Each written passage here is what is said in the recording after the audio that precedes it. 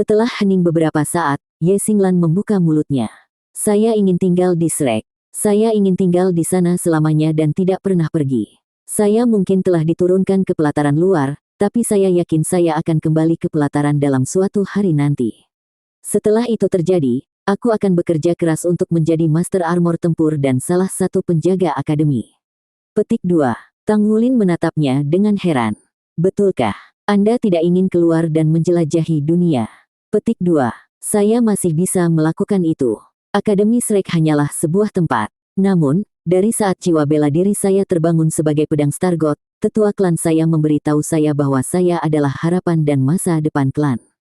Mereka menyuruhku untuk menjadi kuat dan merevitalisasi klan. Saya tidak tertarik dengan semua itu. Saya suka pedang, tapi saya tidak suka politik klan. Saya hanya menyadari apa yang sebenarnya saya inginkan ketika saya pergi ke Shrek. Saya suka segala hal tentang Shrek, kedamaian, ketenangan, keseluruhan suasana. Selama saya tetap menjadi bagian dari Shrek, klan saya tidak dapat memaksa saya untuk melakukan apapun. Saya ingin tinggal di sana selamanya. Petik 2. Xie tidak bisa membantu tetapi berkata, jadi pada dasarnya kamu ingin menjalani kehidupan seorang wanita muda yang pendiam. Ye Xinglan mengerang. Kamu mengerti. Tang Wulin tersenyum dan menoleh ke Su Xiaoyan.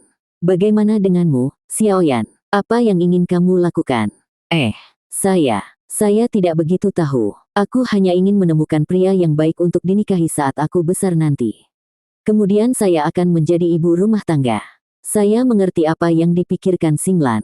Saya juga tidak ingin terlibat dengan politik klan saya.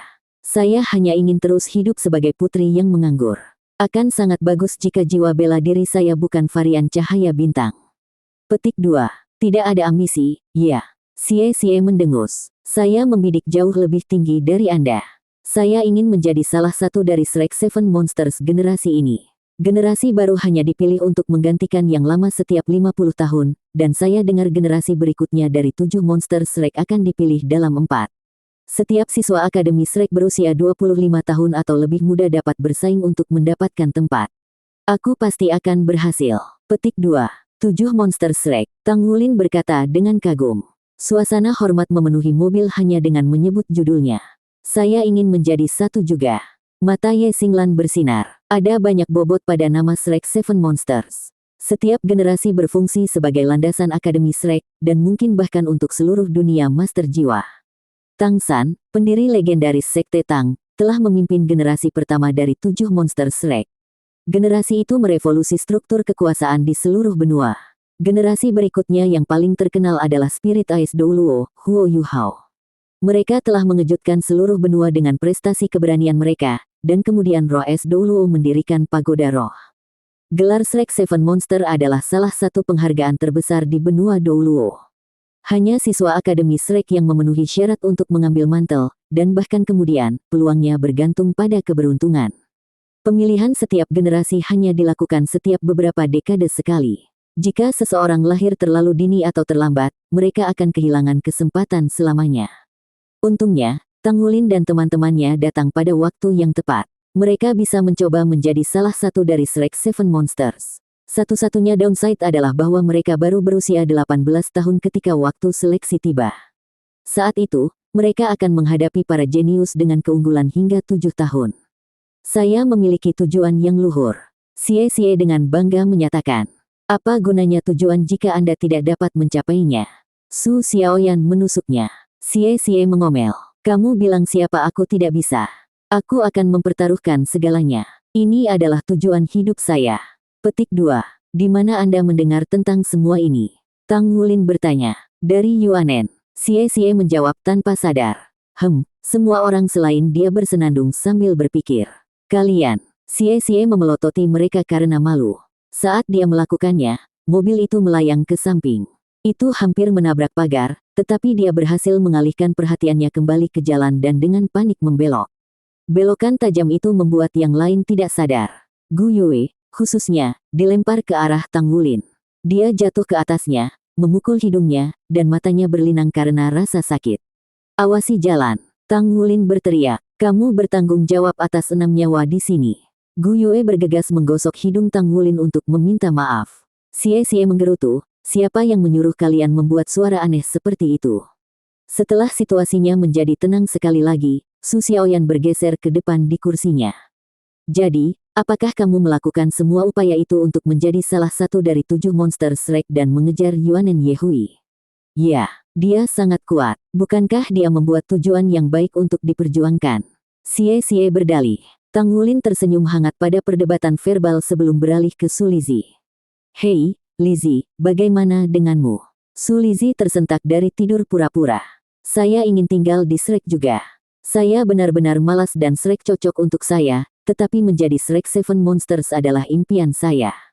Selama saya bisa tinggal di sana, saya akan puas. Petik 2. Mengapa itu mimpi pipa? Tang Wulin bertanya. Ada seorang master jiwa tipe makanan di generasi pertama dari 7 monster Shrek, dan dia bahkan naik menjadi dewa pada akhirnya. Jika dia bisa, kenapa tidak Anda? Petik 2. Su Lizzie duduk tegak di kursinya dan menoleh untuk melihat Tang Wulin dengan kegembiraan di matanya. Wulin, apa menurutmu aku bisa melakukannya? Anda sedang berbicara tentang paman sosis besar Oscar, kan? Petik 2. Tang Wulin mengangguk. Saya membaca bahwa dia bekerja sekeras yang dia bisa dan berhasil mengembangkan kekuatan tempur. Kemudian dia mengolah sosisnya ke puncak dan bahkan memperoleh keterampilan jiwa kebangkitan yang saleh. Ayo lakukan yang terbaik bersama. Lizzie, saya yakin kita bisa melakukannya sebagai sebuah tim. Petik 2. Baik, mau roti? Su Lizzie menunjukkan rasa terima kasihnya dengan cara yang sederhana. Tang Wulin menerima roti itu dan dengan cepat memakannya dalam beberapa gigitan. Setelah dia selesai, dia melirik Gu Yue. Bagaimana dengan kamu? Apa yang ingin kamu lakukan? Menikahi kamu. Seluruh mobil turun ke dalam keheningan. Gu Yue bukanlah orang yang berbicara. Xie meniru suara Gu Yue. Hei, Xie, aku tidak tahu kamu akan mati hari ini.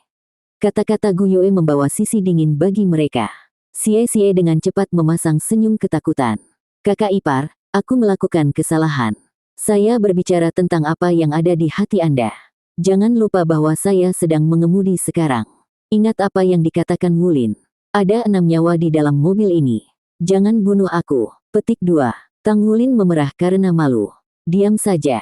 Takut akan nyawanya, Xie tidak berani mengucapkan sepatah kata pun. Jadi, apa ambisimu? Tang Wulin bertanya, menoleh ke Gu Yue.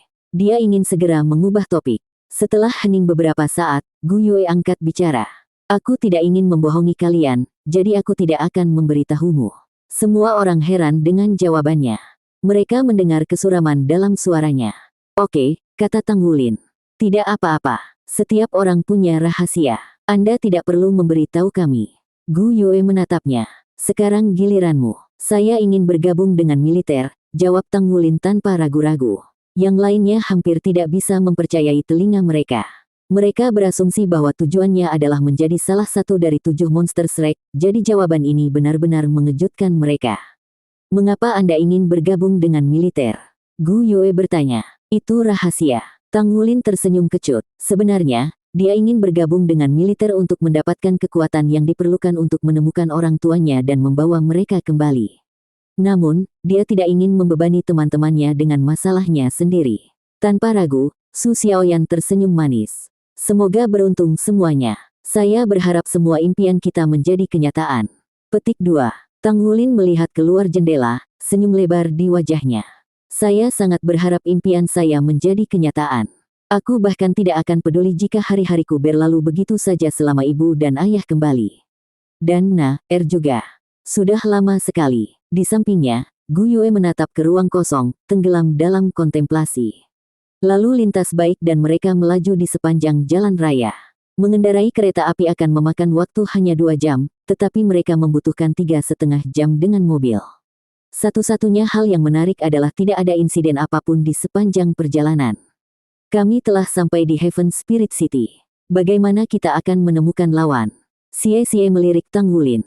Hari sudah senja, kilatan cahaya matahari terakhir memudar di kejauhan. Mari kita cari tempat tinggal dulu, jawab Tang Wulin. Ini hari yang melelahkan dan semua orang lelah. Kita bisa mencari tahu di pagi hari setelah kita istirahat. Petik 2. Secara keseluruhan, Tang Wulin dan teman-temannya telah membuang banyak waktu karena serangan teroris. Untungnya, sekarang mereka memiliki mobil dan uang yang banyak, mereka bisa fokus menyelesaikan ujian mereka. Kota roh surga cukup padat. Mengikuti rute yang telah direncanakan dengan cermat oleh Tang Wulin, mereka akan mencapai 10 kota, yang semuanya setidaknya berukuran sedang. Alasannya sederhana. Menemukan lawan yang cocok di kota berpenduduk sedikit akan terbukti sulit. Setelah mereka menemukan penginapan, Tang Wulin membawa Xie dan Su Lizhi berbelanja makanan untuk dimakan di mobil nanti. Dengan begitu, mereka tidak perlu membuang waktu untuk mencari restoran di setiap kota. Tidak ketika mereka harus membersihkan lebih dari 1 kota per hari. Jika tidak, mereka tidak akan bisa mendapatkan poin ekstra untuk teman sekelas mereka. Yang membuat mobil jiwa begitu menarik adalah kemampuannya untuk diisi ulang menggunakan energi di pembangkit listrik atau tenaga jiwa. Karena Tang Wulin dan yang lainnya semuanya adalah master jiwa, mereka dapat bergantian mengisi bahan bakar mobil. Dengan daftar belanjaan mereka terpenuhi, mereka makan malam dan akhirnya menyerah pada tidur. Menjelang fajar, sebuah mobil berdebu berhenti di pagoda roh setempat. Dibandingkan dengan yang ada di kota Heavendow, pagoda roh kota roh surga jauh lebih kecil.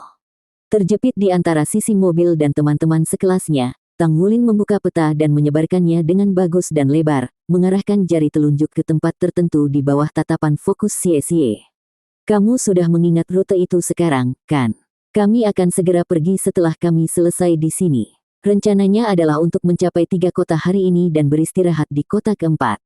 Jika kita bisa mengaturnya, kita seharusnya bisa menyelesaikan ujian kita dalam 5 hari dan kembali ke Akademi Shrek. Petik 2. Ya, saya sudah berkomitmen untuk mengingat. Pagoda jiwa dibuka pukul 9, jadi kita harus bersiap-siap sekarang. Xie melirik Gu Yue. Hei Gu Yue, tidak akan ada orang yang terlalu kuat di kota berukuran sedang seperti ini, kan? Tentu akan ada, tapi kami anak-anak, jadi tidak ada yang akan memperhatikan kami. Gertakan Wulin dan lencanaku lebih dari cukup untuk menakut-nakuti mereka. Kami hanya perlu memilih seseorang yang sedikit lebih muda. Kurang berpengalaman. Kami akan menghajar mereka, menarik 1 skuadron patroli ke kami, lalu menghajar mereka juga. Setelah itu, kami keluar dari sana. Petik 2. Tang Wulin menghela nafas saat dia sedikit menggeliat, berhasil mengulurkan tangannya ke ruang kosong di tengah mobil. Aku telah dirusak oleh kalian. Gu Yue meletakkan tangannya di atas tangannya, dan yang lainnya dengan cepat mengikuti. Kamu yang korup di sini. Mereka berteriak serempak di Tang Wulin.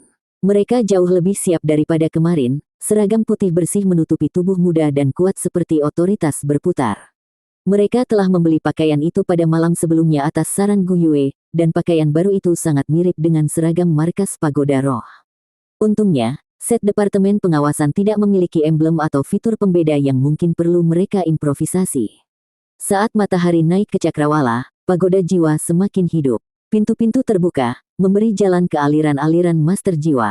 Mereka berenam berbaur dengan kerumunan dan menyebar untuk memilih target yang ideal. Mereka menghindari orang-orang dengan fluktuasi kekuatan jiwa yang kuat, mereka yang terlalu tua atau terlalu muda. Seseorang yang berusia antara 25 dan 35 tahun sesuai dengan profil pilihan mereka. Dalam rentang usia itu, seorang master jiwa yang cukup berbakat kemungkinan akan memiliki 4 cincin jiwa. Mereka segera menemukan target. Dia cantik dan berpakaian olahraga, sekitar 26 atau 27 tahun. Dia telah datang ke pagoda jiwa segera setelah dibuka dan pergi setengah jam kemudian dengan senyuman. Xie adalah orang yang menandainya. Dia telah merasakan dari fluktuasi kekuatan jiwanya 4 cincin jiwa, bahkan mungkin 5, dan memberi isyarat kepada yang lain tentang penemuannya. Dia adalah apa yang mereka cari. Yang lain dengan cepat berkumpul kembali, mengikutinya keluar, lalu memblokir jalannya. Wanita itu terkejut dari suasana hatinya yang baik oleh kemunculan tiba-tiba 6 orang menghalangi jalannya. Tapi saat melihat wajah muda mereka, dia sedikit rileks, kekakuan pada postur tubuhnya membungkuk ke tepi yang kurang lurus dan lebih banyak lekukan. Saya tidak bekerja untuk pagoda jiwa. Saya tidak bisa menjual jiwa roh. Dia melambai meremehkan mereka, salah memahami niat mereka. Kakak, kami ingin berdebat denganmu, kata Tang Wulin. Setelah banyak berdiskusi, mereka memutuskan untuk melupakan sandiwara bandit gunung. Itu terlalu memalukan. Berdebat, berhenti bercanda, anak-anak, cepat pulang. Wanita itu tertawa. Kakak, aku tidak bercanda. Tang Wulin memanggil cincin jiwanya. Tujuan mereka adalah untuk menarik patroli penegak hukum. Banyak cincin jiwa, cerah dan bersinar, muncul di sekitar rekan-rekannya setelah dia sendiri. Masing-masing memiliki 3, menumpuk menjadi 18 yang bermasalah. Belum lagi, set Tang Wulin yang sepenuhnya ungu. 3 deringan. Anak-anak ini semuanya memiliki 3 cincin. Rumput Blue Silver meledak dari tanah saat Tang Wulin menggunakan skill jiwa pertamanya, Bin. Untaian rumput melesat ke lengan dan kakinya. Yang lain melepaskan kekuatan jiwa mereka sekaligus untuk menarik perhatian patroli. Wanita itu cepat bereaksi. Saat dia melihat Tang Wulin memanggil jiwa bela dirinya, dia memanggilnya sendiri. 5 cincin jiwa bangkit dari kakinya, 2 kuning dan 3 ungu. Udara di sekelilingnya tiba-tiba terbakar panas. Dia adalah Raja Jiwa 5 Cincin. Tetapi Tang Wulin dan rekan-rekannya tidak takut. Mereka telah melawan Raja Jiwa di kota Do Surga. Selain itu, dia tampaknya adalah Master Jiwa yang dikaitkan dengan api. Tang Wulin dapat menghilangkan elemen api dengan Blue Silver Golden Array. Meskipun kepompong apinya, wanita itu tidak bisa menangkal untaian rumput. Tang Wulin memanfaatkan kekuatan penuh dari Raja Naga Emas saat dia menyerangnya. Rumput Blue Silvernya mengerumuninya dalam masa yang menggeliat. Tiba-tiba, labu yang menyala muncul di atas kepala wanita itu. Salah satu cincin jiwanya menyala, dan tepat sebelum rumput Blue Silver mengikatnya, dia tersedot ke dalam labu. Dia menghilang, sok mewarnai wajah mereka. Rerumputan Blue Silver hanya bertemu dengan udara. Mereka telah menemukan jiwa bela diri yang aneh sebelumnya, tapi tindakan menghilang yang aneh ini adalah yang pertama. Sekejap kemudian, labu yang menyala itu berputar ke arah Tang Wulin, melepaskan rentetan yang berapi-api. Dinding es bermunculan di depan Tang Wulin sebelum api bisa menelannya. Tapi apinya sangat ganas, langsung mencairkan dinding es. Saat dinding es mencair, Tang Wulin dan rekan-rekannya melompat mundur. Rerumputan Blue Silver menembus bumi saat Tang Wulin menggunakan Blue Silver Golden Array dan melepaskan kekuatan pengupasan elemen. Kutukan dari semua elemen. Dengan keterampilan inilah mereka telah mengalahkan Raja Jiwa dengan jiwa bela diri kabut. Saat Blue Silver Golden Array diaktifkan, nyala api semakin redup. Kemudian array itu menyedot semua api. Tapi labu yang menyala tidak akan bisa dikalahkan dengan mudah. Itu mengangkat mulutnya sedikit dan memuntahkan semburan api lagi, meroket keluar dari domain array emas. Semua ini terjadi dalam sekejap mata. Dia orang yang tangguh. Ekspresi Tang Wulin mengeras. Mereka harus mengalahkannya sesegera mungkin, jika tidak, penegak hukum akan datang untuk mendukungnya. Labu itu berputar ke bawah dan mengeluarkan wanita itu dengan api yang membara. Furi memenuhi matanya. Apa yang kalian lakukan? Sebelum dia bisa melanjutkan menanyai mereka, cahaya keemasan bersinar di bawahnya dan tubuhnya menjadi kaku. Tang Wulin memanfaatkan celah ini dan memerintahkan rumput Blue Silvernya untuk mengikatnya. Ye Xinglan kemudian bergegas masuk dan menusukkan pedangnya ke dada wanita itu. Xie juga mengambil tindakan, muncul di belakang wanita itu dan mengayunkan belati naga cahaya ke lehernya. Gerakan mereka sangat sinkron. Melawan satu lawan, tidak ada yang lebih baik dari Starwell Sackless Su Xiaoyan. Kekuatannya mutlak. Tepat ketika mereka mengira telah mengalahkan wanita itu, Star God Sword dan Light Dragon Dagger beberapa inci setelah mengambil nyawanya, mata wanita itu berkilat dan tangisan burung Phoenix menembus udara. Cahaya api bersinar di balik pakaiannya, meledak untuk menyelimuti seluruh tubuhnya dalam sekejap. Cincin cahaya muncul di seluruh tubuhnya, dan dengan itu, intensitas fluktuasi kekuatan jiwanya melonjak ke tingkat yang lebih tinggi. Dia beberapa kali lebih kuat dari sebelumnya, kekuatan jiwanya terwujud di sekitarnya sebagai cincin api raksasa. Pola emas muncul di labu di atasnya, dan itu tumbuh menjadi 2 kaki. Api di sekelilingnya memaksa Ye Xinglan dan Xie menjauh darinya, lalu terus berlama-lama di tubuh mereka dan memakan kekuatan jiwa mereka. Teriakan burung Phoenix terus bertambah kuat. Wanita itu berdiri tegak. Dia mulai memancarkan aura keagungan saat satu set armor merah terwujud untuk menutupi seluruh tubuhnya. Helm Phoenix terwujud, pas di kepalanya. Pelindung tubuh merah tua menelusuri siluet elegan dari sosok kewanitaannya. Pembuluh darah api menyebar dari pundaknya ke ujung jarinya. Lambang Phoenix emas yang berapi-api terukir di pelindung dadanya. Armor itu sendiri tidak terlalu indah, tapi itu menekankan pesona kewanitaannya dan meningkatkannya ke level lain. Armor pertempuran. Tang Wulin tergagap, kemudian senyum pahit terbentuk di bibirnya. Dari kerumitan desain dan kekuatan fluktuasi kekuatan, Tang Wulin tahu dia mengenakan baju besi perang satu kata. Dia telah menggunakan cincin cahaya dari sebelumnya sebagai metode penyimpanan. Armor satu kata normal tidak bisa bergabung dengan pengguna. Namun ini adalah satu set lengkap perlengkapan perang satu kata. Wanita 5 cincin yang sekarang dimiliki mungkin sebanding dengan Master Jiwa 7 cincin. Yan Feng sangat marah sekarang. Dia sedang dalam suasana hati yang baik ketika dia berangkat ke pagoda roh pagi ini untuk mendaftar sebagai Master Baju Besi Pertempuran Satu Kata. Dia adalah Master Armor Tempur Satu Kata termuda di Heaven Spirit City, dan ini memberinya pengaruh untuk menandatangani kontrak punggawa dengan manfaat besar. Pagoda Jiwa berjanji untuk berinvestasi padanya dan membawanya ke tingkat 2 kata, di mana dia dapat dianggap sebagai sosok yang kuat di benua itu. Namun tepat setelah dia meninggalkan pagoda roh dengan penuh kegembiraan, dia disergap oleh sekelompok anak. Anak-anak ini juga tidak lemah, dan mereka berhasil memaksanya untuk mengeluarkan baju perangnya. Dia tidak mungkin tahu bahwa geng Tang Wulin tidak bermaksud jahat, dan dia benar-benar merasa terancam oleh Star God Sword dan Light Dragon Dagger. Saat Yan Feng mengeluarkan baju perangnya, suara Wu Zhangkong terdengar di telinga semua orang di kelompok Tang Wulin. Jika kamu mampu mengalahkannya, kamu akan memenuhi kuota kota ini. Mulut Tang Wulin bergerak-gerak. Guru Wu, oh Guru Wu. Bagaimana Anda bisa melakukan ini kepada kami? Dia adalah Master Baju Besi Pertempuran Satu Kata. Dia sekuat Soul Sage 7 cincin. Bagaimana kita bisa mengalahkan orang seperti itu? Sebelum Tang Wulin dapat melanjutkan pemikirannya, Yan Feng menunjuk ke arah Tang Wulin dan labu itu mengeluarkan api ke arahnya. Aku tidak bisa membujuknya lagi. Tang Wulin bisa melihat amarah yang tak bisa dipadamkan di matanya. Mereka hanya bisa memberikan semuanya. Kami tidak punya pilihan lain. Tang Wulin menarik napas dalam-dalam bahkan saat api terbang ke arahnya. 3 cincin jiwa ungunya menghilang, dan dalam sekejap, mereka digantikan oleh 1 cincin emas. Cahaya keemasan meletus darinya saat sisik berdesir untuk menutupi lengan kanannya, dan tangannya berubah menjadi cakar naga. Benang cahaya bintang melesat dari tangannya dan melilitnya, bermanifestasi sebagai tantangan. Dia tidak bisa menahan diri melawan Master Armor Pertempuran Sungguhan. Armor Pertempuran. Yan Feng dikejutkan oleh tantangan di cakar Tang Wulin. Mustahil. Dia sangat muda. Tidak mungkin dia bisa memiliki sepotong baju perang. Itu datang dari dalam tubuhnya juga. Mungkinkah itu benar-benar bagian dari baju besi 2 kata? Meskipun itu hanya tantangan 1 kata, tidak terpikirkan oleh anak muda seperti itu untuk memilikinya. Yan Feng mendapatkan baju besi tempur pertamanya ketika berusia 21 tahun, dan dia dianggap jenius untuk itu. Dia telah bekerja keras beberapa tahun terakhir ini dan akhirnya berhasil membuat 1 set lengkap.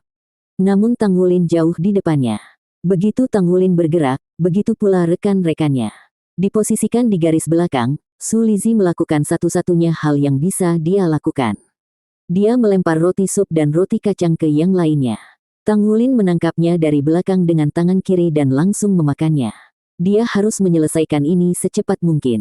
Bahkan armor pertempuran 1 kata memiliki kemampuan untuk meningkatkan pemulihan kekuatan jiwa penggunanya. Pertempuran yang berkepanjangan menjamin kekalahan mereka. Tang Wulin menginjak tanah dengan kaki kirinya dan menembak ke depan, menghancurkan tanah di bawahnya. Esensi darahnya mendidih saat kekuatan Raja Naga Emas melonjak di dalam dirinya. Matanya menjadi emas yang berkilau, dan aura penindas dari esensi darahnya menyatu. Mengacungkan cakar naganya, dia mengayunkannya di depannya dan membelah api yang masuk, membuka jalan ke Yan Feng. Sebagai kapten timnya dan master jiwa tipe penyerangan, adalah tugas Tang Wulin untuk memimpin penyerangan. Dia tidak bisa mundur saat menghadapi lawan. Dia harus menciptakan celah untuk rekan-rekannya. Esensi darah dan kekuatan jiwanya meroket di bawah pengaruh roti kacang haus darah. Sisik emas menutupi seluruh tubuhnya sekarang, tapi bersinar paling terang di lengan kanan dan tubuhnya. Dia memiliki jiwa bela diri kembar. Yan Feng terbelalak karena terkejut. Tapi hanya sesaat. Huff. Dia memelototi Tang Wulin dan berdiri tegak. Labu di atasnya beralih dari Tang Wulin ke rekan-rekannya, memuntahkan api untuk mengisolasi dirinya. Dia ingin menghadapi pemimpin musuh terlebih dahulu. Yan Feng bertemu dengan cakar naga emas Tang Wulin dengan tinjunya sendiri. Sesaat sebelum keduanya bertabrakan, raungan drakonik meledak dari tubuh Tang Wulin. Kepala naga emas dengan diameter setengah meter melesat keluar dari tinjunya dan menuju tangan Yan Feng. Itu adalah naga emas mengguncang surga. Tang Wulin mungkin tidak membuka segel keempat setelah memakan udang rubi, tetapi mereka masih meningkatkan kekuatannya dan memperbaiki kendalinya atas naga emas mengguncang surga. Alarm berbunyi di kepala Yan Feng. Dia merasakan kekuatan yang kuat tiba-tiba muncul di depannya, lalu apinya dilahap. Cakar emas itu terbuka dan menekan tinjunya. Tang Wulin mengencangkan cengkeramannya pada tinju Yan Feng, dan baju besi tempurnya berkobar sebagai pertahanan. Semua urat api di baju besinya menyala-nyala. Lambang Phoenix bersinar dan Phoenix transparan melesat ke arahnya. Jadi seperti inilah battle armor itu. Serangan dan pertahanan itu satu dan sama. Tang Wulin bisa merasakan baju besi pertempuran mengurangi kekuatan destruktif dari cakar, menyebarkan kekuatan secara merata dari sarung tangan Yan Feng ke seluruh baju besinya. Efek penghancuran bahkan tidak bisa ikut bermain. Bahkan dengan Golden Dragon Shocks the Heavens dan tantangan satu kata, kekuatan Tang Wulin hanya mencapai puncak 4 cincin. Dia bukan tandingan master baju besi tempur yang dibalut baju perang satu kata lengkap. Saat kesadaran ini mengenai Tang Wulin, Yan Feng membalas. Sekarang menyala seperti miniatur matahari, lambang Phoenix di pelindung dadanya tiba-tiba meledak dengan energi. Phoenix transparan meletus dari lambangnya. Pada saat yang sama, labu yang menyala di atas kepala Feng Yan tiba-tiba beralih ke Tang Wulin. Salah satu cincin jiwa wanita itu menyala dan labunya memuntahkan bola api berwarna emas. Tang Wulin segera bereaksi, menekuk lengannya untuk mengubah cengkeramannya yang menghancurkan menjadi lemparan. Jika ada satu hal yang dia yakini, itu adalah kekuatannya. Seutas rumput Blue Silver melingkari kakinya dan dibor ke tanah. Itu bertindak sebagai jangkar, membantunya berputar di tempatnya. Tapi semua ini tidak memungkinkan dia untuk menghindari bola api dan Phoenix. Tiba-tiba, tombak es menembus burung Phoenix. Itu meledak dalam nyala api, ledakan yang dihasilkan mengiring Tang Wulin terbang. Ye Xinglan berjalan maju, menyulap jaring balok pedang yang terbang untuk melindungi Tang Wulin dari bola api yang mengejar. Itu terciprat ke jaring, menyebar dan menghilang menjadi ketiadaan. Kekuatan jiwanya berada pada level yang sama sekali berbeda. Bahkan di bawah pengaruh haus darah, Tang Wulin masih harus menanggung rasa sakit yang menyiksa sehingga api membakar tubuhnya. Dalam hal pengalaman tempur dan teknik bertarung, dia dan timnya bisa berhadapan langsung dengan Yan Feng. Namun, perbedaan mendasar dalam tingkat kultivasi adalah rintangan yang terlalu besar untuk diatasi hanya dengan pengalaman dan teknik. Lebih jauh lagi, dengan satu set lengkap armor pertempuran, pertahanannya tidak bisa ditembus. Xie diam-diam muncul di belakang Yan Feng dan menebas pundaknya dengan belati. Namun, baju besi wanita itu hanya melepaskan semburan api, membuatnya terhuyung-huyung mundur. Tang Wulin ternganga melihat kekuatannya yang luar biasa. Dia sedang mengatur kecepatan pertempuran sekarang. Bagaimana kita bisa mengalahkannya? Semburan warna yang cemerlang tiba-tiba mengganggu pikiran Tang Wulin. Bola seukuran kepalan cahaya biru, merah, kuning, dan hijau melesat di udara, menuju Yan Feng dalam sekejap. Wanita itu tidak berani menahan apapun. Cincin jiwa keempatnya menyala dan labu memuntahkan bola api merah keemasan secara berurutan. Bola api meluncur menuju bola cahaya 4 warna satu demi satu, kedua kekuatan itu meledak menjadi badai elemen saat bersentuhan. Tang Wulin berbaring di tanah, buru-buru menggunakan metode misterius surga untuk melawan sensasi terbakar yang merajalela di seluruh tubuhnya. Tubuhnya kuat dan dia belum menerima luka yang nyata, tapi saat dia melihat Gu Yue berhadapan dengan Yan Feng, dia jadi mengerti betapa mustahilnya merebut kemenangan. Setelah bertahan sekitar 5 detik, badai unsur mulai mati.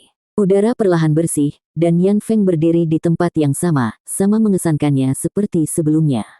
Tidak ada satupun goresan di armornya. Dan labu kembali ke Tang Wulin. BKK, ini semua adalah kesalahpahaman. Tang Wulin tergagap karena senyum tegang.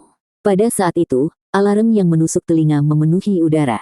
3 mesia kuning terbang dan melambat untuk melayang di atas semua orang.